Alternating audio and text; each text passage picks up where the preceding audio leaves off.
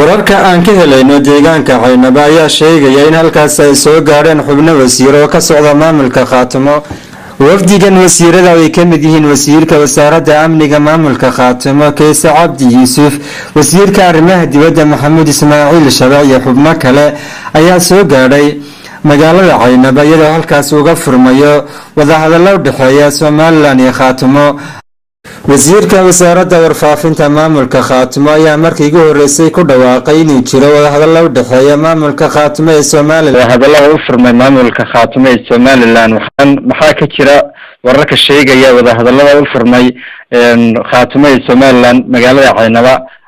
marka hore assalaamu calaykum waraxmatullaahi wabarakaatuh. waxaan salaamayaa Soomaaliyeed iyo wadayaasha iyo dhammaan dhageystayaasha ummadda Soomaaliyeed السلام عليكم وبعد السلام. سيدة بريئة عن بسعوتي هرنا عن سيدة ورسلي ما مكخاطمه وحقوان كوغالي إن عيبا آل ساينو عراق سياسي يمين حبضي ولا قد حيثو سيدة بفلان يسوي إلى وضحضر سياسي الله فرغو وآل وجوه هذا الدين بدل عن مكلم هذا اللي حالي يوم بوعيس مركوه الرئيسي وفتي كان ببحين مجال مدحنا كل الجار كمان متخاطب الدقيقة يا أبوه إن وقت اللي أبوه ولا وزير أي حجامين أيام أي كان ببحان قالوا أبوه أيضا أي جادان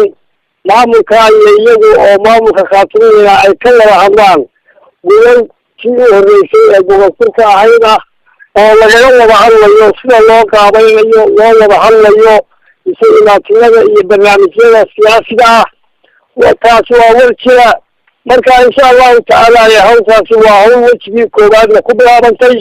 waxaan ka rajaynayaa wax ummadda dan waa dhinac walbaba ama gobolada waqooyiga dan waa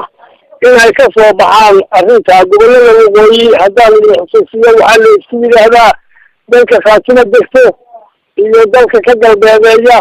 iyo qaybo kale oo kala duwan oo ilaa awdal iyo ay ku jiraan maakhir iyo xaggaas waa isku gobolada waqooyi walaadin bay soo jiitanaysay iyo barnaamijka dhinac siyaasi iyo sidii xal loogu heli lahaa in laga wada hadlo ayaa gobashaasi arrinteeda. wasiir waxaynu ognahay toddobaadadii ugu dambeeyay inay jireen hadallo iskhilaafsan oo ka kala imaanaya labada dhinac. wasiirka wasaaradda kheyraadka biyaha Somaliland Baasha Cali Jaamac ayaa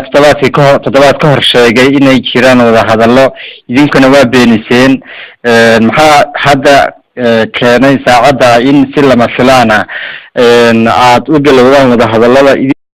horena aad ugu ballan qaadeen in aad shacabkiina kala tashan doontaan arrinta ma la odhan karaa shacabkiina kala midan tashan. aad iyo aad ugu mahadsantahay waa su-aal waxaan laba arrimood baan u kala qaadayaa. mid waxa weeye waa Baasha Cali Jaamac iyo wasiirka iyo hadalkiisii oo iyagoo arrimo aan la gaadhin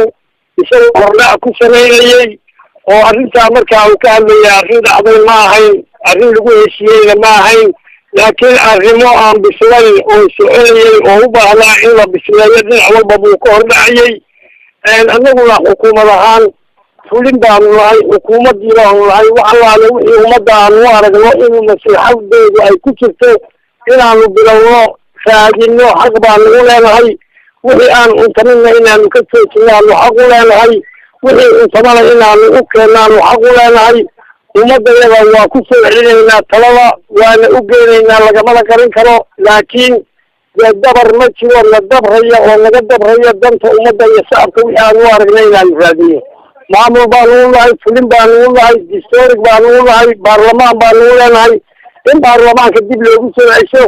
in odayaasha dhaqanka iyo waxgaradka lagu soo cesho wax kastoo laysla garto oo xaqiiqa ah oo hortooda loogu badxo ayaanu diyaar u nahay laakiin shaqada marka la qabanayo way ka horeysaa dee inaan la shaqayn bay noqonaysaa haddii la yidhaahdo yaa shaqada la qabanna maamul ma lihin oo waxaan u nahay inaanu u shaqayn. maxaad ugu baaqaysaa shacab weynaha reer Khaatimo meel kasta ay joogaan dal iyo dibad? ummadda reer Khaatimo waxaan ugu baaqayaa guul duuno iyo in ay wax allaale wixii u cuntama ee dan iyo maslaxad dankooda iyo dagaalkooda iyo sababtoodaba wax aan ahayn inaanan u keenin wixii aanu u keennana inay ku qanci doonaan sidaana midnimadooda ay ku ilaaliyaan baan ugu baaqayaa. wassalaamu calaykum. aad baad u mahadsantahay kaasina wuxuu ahaa wasiirka wasaaradda warfaafinta maamulka khaatumo Axmed Xaaji Cali Cabdullaahi oo khadka telefoonka nooga waramayay wada hadallo u furmay maamulka khaatumo ee Somaliland.